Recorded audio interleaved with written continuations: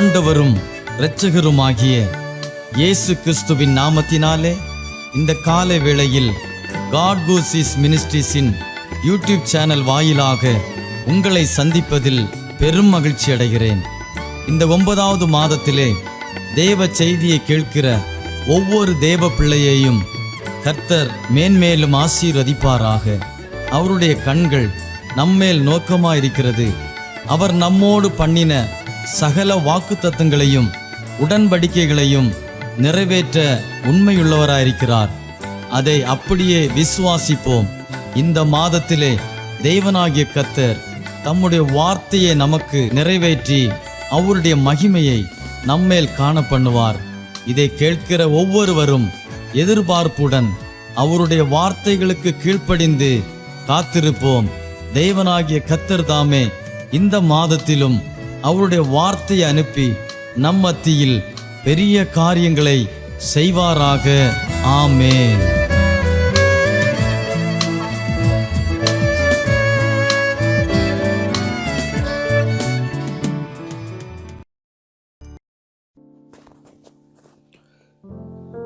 ஆண்டவரும் இரட்சகருமான கர்த்தராகிய இயேசு கிறிஸ்துவின் நாமத்திலே உங்கள் யாவரையும் இந்த காலை வேளையிலே நான் வாழ்த்துகிறேன். நம்முடைய இந்த காலை தியானத்திற்கென்று நான் எடுத்துக்கொண்ட தேவனுடைய வார்த்தையானது ஆதியாமத்தின் புத்தகம் 15ஆம் அதிகாரம் 1ஆம் வசனம். ஆதியாமம் 15:1 நான் வாசிக்கிறேன். இந்த காரியங்கள் நடந்த பின்பு கர்த்தருடைய வார்த்தை ஆபிரகாமுக்கு தரிசனத்திலே உண்டாகி, அவர், ஆபிரகாமே, நீ பயப்படாதே, நான் உனக்கு கேடகமும் உனக்கு மகா பெரிய பலனுமாயிருக்கிறேன் என்றார். இந்த வார்த்தை ஆரம்பிக்கும் பொழுதே இந்த காரியங்கள் நடந்த பின்பு கர்த்தருடைய வார்த்தை ஆபிரகாமுக்கு தரிசனத்தில் உண்டாகி, அவர், ஆபிரகாமே, நீ பயப்படாதே, நான் உனக்கு கேடகமும் உனக்கு மகா பெரிய பலனுமாயிருக்கிறேன் என்றார் என்று சொல்லப்பட்டிருக்கிறது. அதில் பயப்படாதே அப்படிலாம் கர்த்தர் சொல்றார். ஆனால் அதுக்கு முன்னாடி இந்த காரியங்கள் நடந்த பின்பு என்று இந்த வார்த்தை ஆரம்பிக்கிறது. இந்த காரியங்கள் நடந்த பின்புனா எந்த காரியங்கள் நடந்தது அப்படின்னு பார்க்கணும்னா இதுக்கு முந்தின அதிகாரத்துக்கு நாம் செல்ல வேண்டும். முந்தின அதிகாரத்தில் என்ன சொல்லப்பட்டிருக்கின்றால் சுருக்கமாக சொல்லுகிறேன். அங்கே ஒரு 4 ராஜாக்கள், இன்னொரு 5 ராஜாக்களை அவர்கள் ஒன்று சேர்ந்து நிற்கிறார்கள். 5 ராஜாக்கள் சேர்ந்து நிற்கிறார்கள். இங்கே ஒரு 4 ராஜாக்கள் சேர்ந்து நிற்கிறார்கள். இந்த 4 ராஜாக்கள் 5 ராஜாக்களை முறியடிக்கிறார்கள். அதில் யார் முறியடித்து ஓடினவங்கன்னா சோதமின் ராஜாவும் கொமரோவின் ராஜாவும் அவர்கள் முறியடிக்கப்படுகிறார்கள், ஓடிவிட்டார்கள். அவர்கள் இந்த சோதமில் தான் ஆபிரகாமுடைய சகோதரன் லோத்து குடியிருந்தான் என்பது நமக்கு தெரியும். இந்த லோத்துடைய எல்லா பொருட்கள் எல்லாத்தையும் சகலத்தையும் அவர்கள் எடுத்துக்கொண்டு போய்விட்டார்களாம். இதை ஒருவன் ஆபிரகாமுக்கு அறிவிக்கிறான். ஆபிரகாம் அதை கேள்விப்பட்டு தன் வீட்டில் பிறந்த ஒரு 318 பேரை வேலைக்குள்ள ஆட்களை எல்லாத்தையும் கூட்டிகிட்டு போய் அவர்களோடு யுத்தம் பண்ணுகிறான். அந்த 4 ராஜாக்களோட யுத்தம் பண்ணி இவன் அவர்களை மேற்கொண்டு அவர்களை இந்த லோத்தையும் அவனுக்குரிய எல்லாவற்றையும் திருப்பி கொண்டு வந்து விட்டான் என்பதை நமக்கு அதில் போடப்பட்டிருக்கிறது. 14ஆம் அதிகாரத்தை மெதுவாக நீங்கள் வீட்டில் உட்கார்ந்து வாசித்து பார்த்தீங்கன்னா தெரியும். ஆனால் இதெல்லாம் முடிஞ்சு, இந்த காரியங்கள்லாம் முடிஞ்ச பிறகுதான் இதான் ஆரம்பிக்குது. இந்த காரியங்கள் நடந்த பின்பு அப்படின்னு ஆரம்பிக்குது. கர்த்தருடைய வார்த்தை ஆபிரகாமுக்கு தரிசனத்திலே உண்டாகி அப்படின்னு ஆரம்பிக்குது. அப்படின்னா என்ன அர்த்தம், என்ன சொல்றாங்கன்னா, ஆபிரகாம் ஒரு பெரிய ராஜாவெல்லாம் இல்லை அந்த காலத்தில். அவன் திரளான ஆடு மாடுகளை மந்தைகளை வச்சிருந்தான். ஒரு செல்வ சீமானாய் இருந்தான் என்பதை நாம் தேவனுடைய வார்த்தையிலே படிக்கிறோம். ஆனால் அவனுக்குள்ளே ஒரு எண்ணம் ஏற்பட்டிருக்கலாம் என்று வேத வல்லுநர்கள் எழுதுகிறார்கள். என்ன எண்ணம் என்றால், இந்த 4 ராஜாக்களை நாம் முறியடிச்சிட்டோம், ஒருவேளை இவங்க எப்பவும் நம்மளை தன்னை எங்கே வந்து விடுவார்களோ, தனக்கு எதிராக தன்னை மேற்கொண்டு விடுவார்களோ என்ற ஒரு பய உணர்வு அவனுக்குள்ளே உண்டாயிருக்க கூடும் என்று எண்ணியிருக்கலாம். அதை குறித்து ஒரு பய உணர்வோடு ஆபிரகாம் இருந்திருக்கலாம் என்று சொல்கிறார்கள். அதனால தான் கர்த்தர் சொல்றாரு, கர்த்தருடைய வார்த்தை இந்த காரியம் நடந்த பின்பு ஆபிரகாமுக்கு தரிசனத்தை உண்டாகி அவர் அதனால தான் ஆபிரகாம் பார்த்து சொல்றார், நீ பயப்படாதே, நான் உனக்கு கேடகமும் உனக்கு மகா பெரிய பலனுமாய் இருக்கிறேன் என்று சொன்னார் என்று சொல்கிறார்கள். பிரியமானவர்களே, நம்முடைய வாழ்க்கையிலும் கூட நீங்கள் ஆண்டவரை தெரிந்து கொண்ட தேவனுடைய மனுஷனாக இருப்பீங்கன்னா, நீங்கள் ஆண்டவருக்குள்ளே வந்திருப்பீங்கன்னா பாருங்க, ஆண்டவருடைய வாழ்க்கையில் உங்களை ஆண்டவருடைய அன்பை நீங்கள் ருசித்திருப்பீர்கள். நம்முடைய வாழ்க்கைக்கு நமக்கும் வாழ்க்கையில் எப்பொழுதுமே நம்முடைய சூழ்நிலைகள் ஒன்று போலவே இருக்கும் என்று நாம் சொல்லிவிட முடியாது. ஒரு நாள் நல்லா இருக்குது, ஒரு நாள் திடீர்னு சில பிரச்சனைகள் வருது, போராட்டங்கள் வருது, வாழ்க்கையில் ஏற்றத்தாழ்வுகள் சில வேளைகளில் வரத்தான் செய்கிறது. எவ்வளோதான் காரியமாக இருந்தாலும் வாழ்க்கையில் சவால்கள், பலவிதமான சவால்களை மேற்கொள்ளுகிறோம், பிரச்சனைகளை மேற்கொள்ளுகிறோம். இந்த உலகத்திலே நமக்கு பிரச்சனையே கிடையாது என்பது அல்ல. எந்த பிரச்சனை வந்தாலும் வேதவசனம் என்ன போதிக்கிறது என்றால், வேதாகமம் பிரச்சனையே வராது இந்த உலகத்திலங்கிறது இல்லை. ஆனால் பிரச்சனைக்கு மேலே நமக்கு ஜெயத்தை தருகிற தேவன் நமக்கு இருக்கிறார் என்பதுதான் நமக்குள்ள நம்பிக்கை. கர்த்தர் நம்ம கூட இருக்கிறாருங்கிறது காரியம். இந்த காலை வேளையிலும் கர்த்தருடைய வார்த்தை நமக்கும் வருகிறது. பாருங்க, ஆபிரகாமோடு இந்த சூழ்நிலையில ஆபிரகாம கர்த்தர் இந்த பய உணர்வோடு விடலை. வாழ்க்கையில அவனை தேற்றும்படி, அவனை தைரியப்படுத்தும்படி கர்த்தருடைய வார்த்தை அவனுக்கு உண்டாகினது. கர்த்தருடைய வார்த்தை அவனுக்கு வந்தது. அவனுக்கு தரிசனத்தில் கண்டான் என்று போட்டிருக்கிறது. நம்மிலும் அநேகர் பாருங்க, பல சூழ்நிலைகளிலே கர்த்தர் நம்மோடு பேசுகிறார். இப்போ நீங்க இந்த வார்த்தையை கேட்டுட்டு இருக்கிறீங்க, கர்த்தர் இந்த வார்த்தையின் மூலம் உங்களோடு பேசுறார். நீங்க கேட்குறீங்க.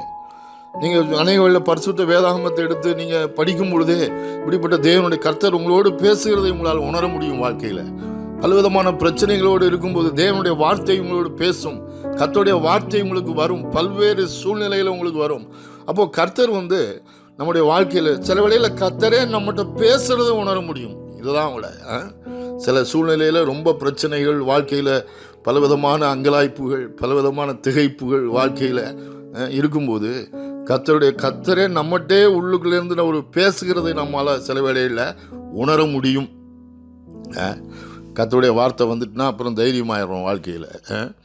எனவே பாருங்கள், கர்த்தருடைய வார்த்தை நமக்கு தேற்றல்னா நம்மளால் அந்த உலகத்தில் வாழ முடியாது. நிறைய சூழ்நிலைகளை மேற்கொண்டு வாழ முடியாது. அதனால தான் மனுஷனுக்கு வாழ்க்கையில் நம்பிக்கையற்ற மனுஷர்களாக இருக்கிறார்கள். ஏன்னா அதுதான் தேவன் வேணும், கர்த்தர் வேணும். இதை சொல்கிறவர் யார்? இப்போ பாருங்கள், இந்த ஆபிரகாமுக்கு வாழ்க்கையிலும் இப்படி தான் இருந்தது. இப்போ நீங்கள் கேட்டுக்கிட்டு இருக்க உங்கள் வாழ்க்கையிலும் பல பிரச்சனைகள் இருக்கலாம். நீங்கள் பலவிதமான பிரச்சனையோடு இருக்கலாம், பலவிதமான கஷ்டத்தோடு இருக்கலாம், பாரத்தோடு இருக்கலாம், சவால்களோடு இருக்கலாம், பலவீனங்களோடு இருக்கலாம். என்ன செய்யறதுனே தெரியலையே, எல்லா வழியும் அடைக்கப்பட்டிருக்குது, என்ன பண்ணுறதுன்னு தெரியாமல் இருக்கலாம். ஆனால் கர்த்தருடைய வார்த்தை உங்களுக்கும் இருக்கிறது. இது ஆபிரகாமுக்கு தான் சொன்னாருங்கிறது இல்லை, தேவனுடைய வார்த்தை உங்களுக்கும் சேர்த்தான் எழுதப்பட்டிருக்கிறது. இப்போ சொல்றாரு, முதலாவது என்ன சொல்றாரு தெரியுமா? ஆபிரகாமே நீ பயப்படாதே. முதலாவது சொன்னது அதுதான். இன்னைக்கு உங்களையும் அதுதான் சொல்றாரு கர்த்தர்.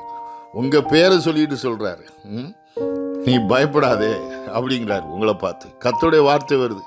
நீங்க யாராவும் இருக்கலாம், நீ பயப்படாத அப்படின்னு கர்த்தர் சொல்றாரு. பயப்படாதப்பா, பயப்படாதம்மா அப்படின்னு சொல்றாரு. சொல்றவர் யார் தெரியுமா? சொல்றவர் சாதாரண ஆள் கிடையாது. ஏதோ சொல்ற ஆள் ஒரு பலவீனமான ஆளு, சொல்றவர் ஒன்றும் இல்லாத ஆளு, ஒரு அதிகாரமே இல்லாத ஆளு அப்படிங்கிறாரு. சர்வலோகத்துக்கும் அண்ட சராசரங்களுக்கும் அவர்தான் ஒரே ஆண்டவராயிருக்கிறார். வானத்துக்கும் பூமிக்கும் அண்ட சராசரங்களுக்கும் அவர்தான் ஆண்டவர்.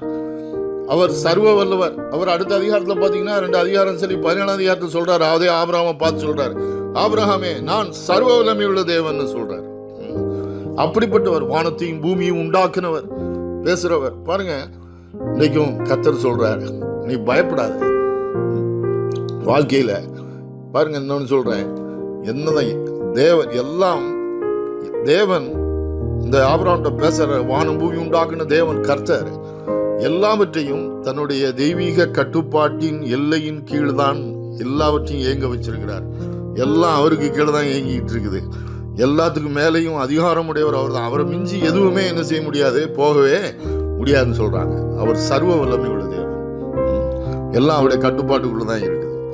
அப்போ அவர் நம்மகிட்ட இடைப்படுறார். நீ பயப்படாதன்னு சொல்லிட்டாருன்னா வாழ்க்கையில் நம்ம பயப்பட வேண்டிய அவசியமே இல்லை. வாழ்க்கையில் கர்த்தர் சொல்றார் பயப்படாத அப்படிங்கிறார். அடுத்தாப்புல பார்த்தீங்கன்னா இன்னொரு வார்த்தை சொல்லப்பட்டிருக்கிறது. இதை சொல்லிடுறேன். நான் உனக்கு கேடகமும் என்ற ஒரு வார்த்தையை பயன்படுத்துறார். வாழ்க்கையில அப்படி வந்துருமோ, இப்படி வந்துருமோ, இப்படி ஆயிருமோ, அப்படி ஆயிருமோன்னு நினைக்கிறோம். ஆபிரகாமுக்கும் அப்படிப்பட்ட உணர்வுகள் வந்தது. கொஞ்ச நேரம் அப்படியே கொஞ்சம் சிந்தனையை அப்படியே விட்டுட்டீங்கன்னா போதும், வாழ்க்கையில நமக்கு அப்படி இருமோ, அப்படி ஆயிருமோ, இப்படி ஆயிருமோ, பல விதமான உணர்வுகள் வர ஆரம்பிக்கிறோம். வாழ்க்கையில பல சிந்தனைகள் வர ஆரம்பிக்கும். அப்போ ஆபிரகாம்கிட்ட கர்த்தர் அதனால தான் பேச, நான் உனக்கு கேடகமாக இருக்கிறேன், நான் உனக்கு கேடகம் அப்படிங்கிற, நானே கேடகம்ங்கிறாரு. பாருங்க, இந்த கேடகம்ங்கிற வார்த்தையை ரொம்ப ஃபெமிலியராக ரொம்ப நம்ம பயன்படுத்துகிற இடம் எபேசியர் 6ஆம் அதிகாரத்தில் நம்ம பார்க்குறோம் இல்லையா? சர்வாயுத வர்க்கம் என்ற ஒரு அந்த சாப்டரில் போடப்பட்டிருக்கிறது இல்லையா? எபேசியர் 6ஆம் அதிகாரத்தில் சர்வாயுத வர்க்கத்தை குறித்து அப்போஸ்தலனாகிய பவுல் எபேசு பட்டணத்து மக்களுக்கு எழுதுகிற நிருபத்தில் எழுதுகிறார். அதில் சொல்கிறார், விசுவாசம் என்னும் கேடகத்தை.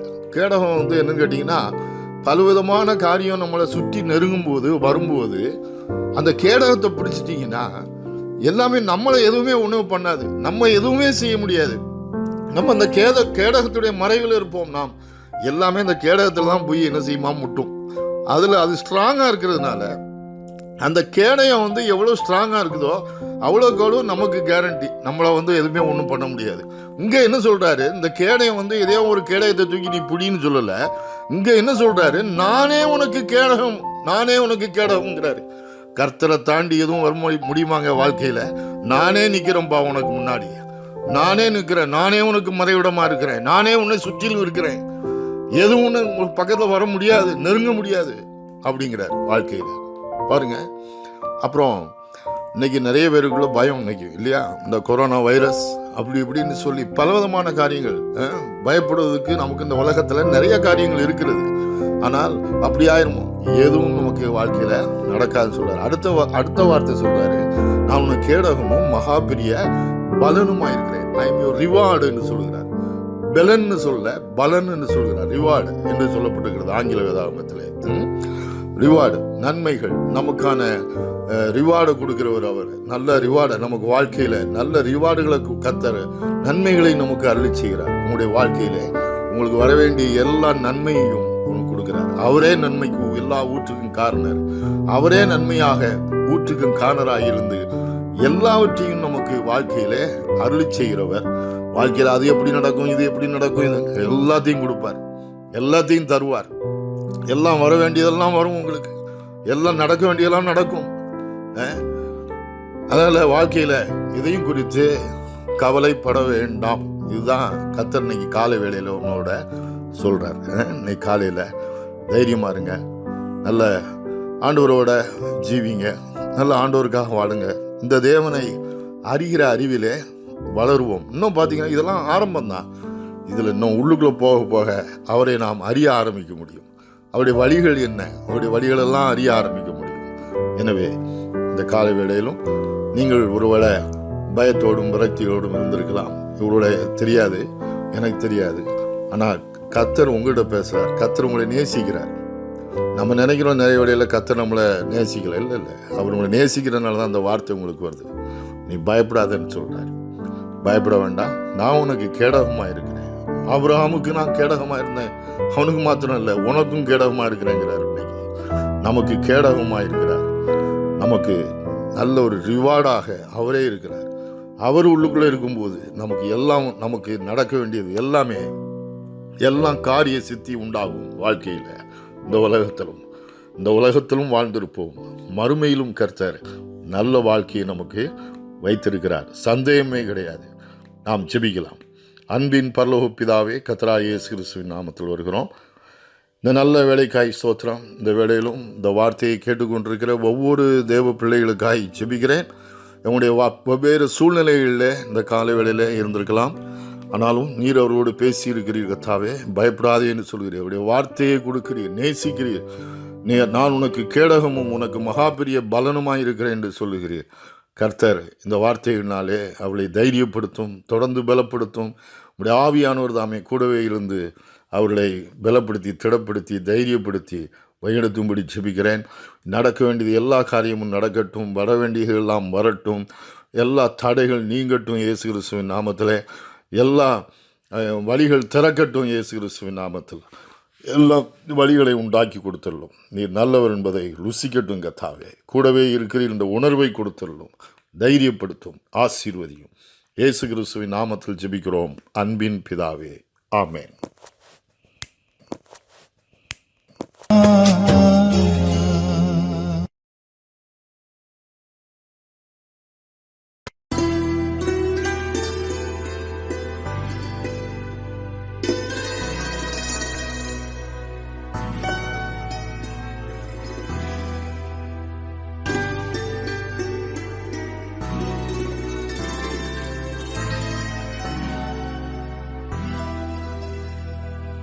சொந்தம் என்று சொல்லிக்கொள்ள உம்மை விட யாருமில்ல. சொத்து என்று அள்ளிக்கொள்ள உம்மை விட ஏதுமில்ல.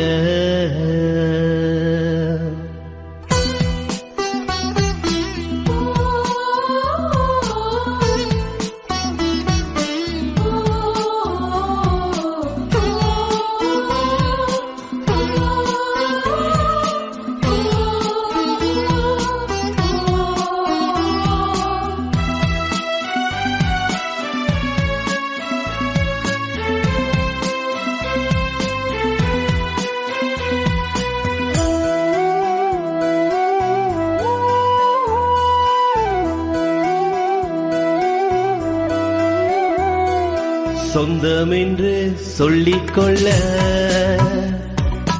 உம்மை விட யாருமில்ல. சொத்து என்று அள்ளிக்கொள்ள உம்மை விட ஏதுமில்ல.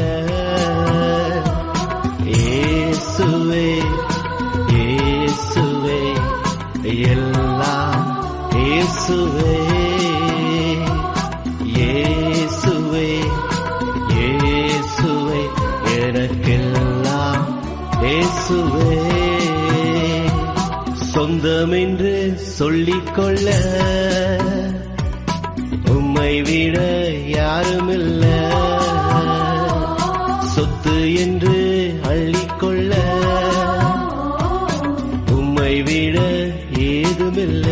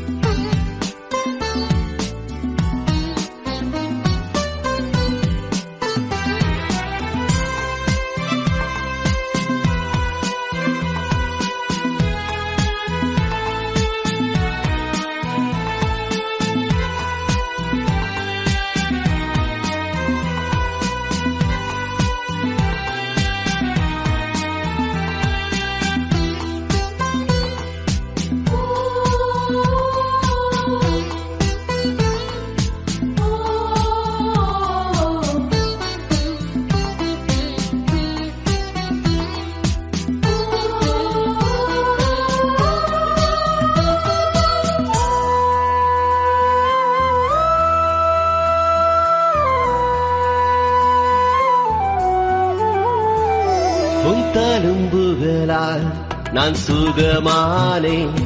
உம் வார்த்தையினால் நான் பெலனானே பெலனானே பெலனானே.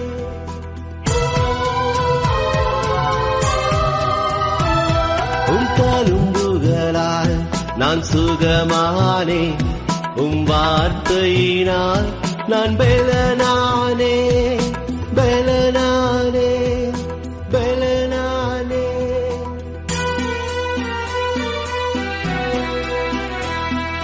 சொந்தம் என்று சொல்லிக்கொள்ள உம்மை விட யாருமில்ல. சொத்து என்று அள்ளிக்கொள்ள உம்மை விட ஏதுமில்ல.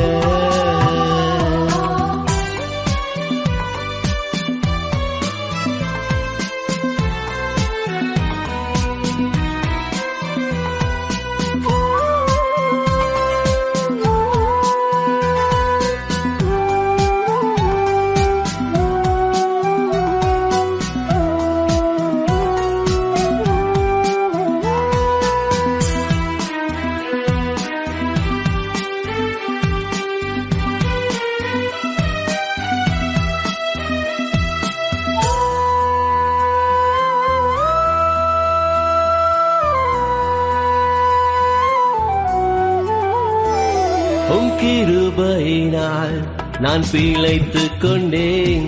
உம் பாசத்தினால் நான் திகைத்து போனேன், திகைத்து போனேன், திகைத்து போனேன்.